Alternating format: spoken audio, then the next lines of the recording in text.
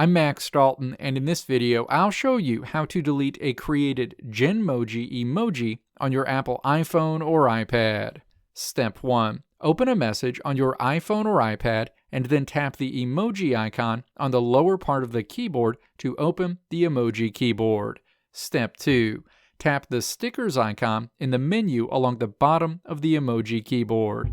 This is where you'll see any emoji you've created using the Genmoji feature. Step 3. Hold your finger against the Genmoji emoji you want to delete. A menu opens. Step 4. Tap Delete in this menu. That emoji will be deleted immediately. Let me know if this video helped you out in the comments below. If you liked what you saw here, click the video links on the right side of the screen to check out another video. Or click the logo on the left side of the screen to check out my tutorial website at www.maxdalton.how.